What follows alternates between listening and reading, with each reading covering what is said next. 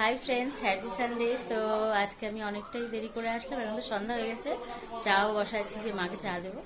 তো আজকে একটু কাজও ছিল, যেহেতু বুধবার যাওয়া কলকাতায়, তো এই জন্য একটু কাজকর্মের জন্য আজকে আমি আসতে পারিনি। তো আজকে তো সানডে, আজকে তোমরা নিশ্চয়ই সবাই রেস্ট করছো।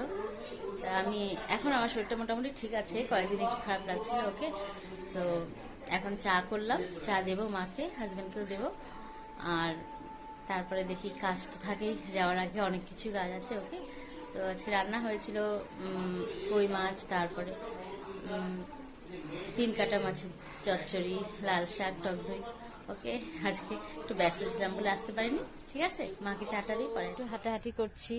হাঁটাহাঁটি মানে মায়ের তো চা খাওয়া হয়ে গেছে, আমারও হলো চা খাওয়াতে একটু হাঁটাহাঁটি করছি। যে ওয়েদারটা আজকে আবার একটু গরম গরম আছে, তবে এতদিনের মতো না। আর মেয়ে তো বাইরে পড়তে চলে গেলে মনটা খুব খারাপ, ওর বাবাও বলছে যে প্রচণ্ড খারাপ লাগছে আমার, যে কী হবে। সত্যি তাই, একটাই মেয়ে এভাবে বাইরে পড়বে, বললাম এখানেই পড়ে, এখানেই তো সব কিছু আছে, কি অসুবিধা ছেলেটা কি বাইরে যাওয়ার। তো আজকাল নিয়ম, সব বন্ধুরাও গেছে, আর এখন কি করব বলা যাবে, কি বলবো। আর নাচও ওখানেও শিখবে, ও নাচও ভালো করে, তো এই জন্য ওর জন্যই চিন্তা করতে হয় সবসময়, মেয়েটা কত দূরে থাকবে। খুব টেনশনে আছি, সত্যি কথা। খুব মনটাও খারাপ হয়, আমার মেয়েটা ওখানে পড়াশোনা করবে, কতদিন পর ওকে দেখবো। সত্যি খুব খারাপ হয়, কারণ ওকে ছেড়ে আমি তো থাকিনি। কি বলবো আর। তো বন্ধুরা, এখন তো একটু কাজ আছে, এখন কাজ করব, রান্নাঘরের কাজ কিছু আছে। আর আজকে সকাল থেকে আসতে পারিনি, সত্যি একটু ব্যস্তই থাকবো কয়েকদিন।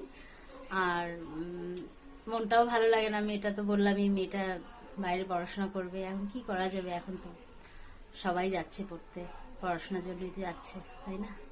তো ঠিক আছে, তো আজকে এটুকুই থাক, আজকে ভালো লাগছে না বেশি কথা বলতে।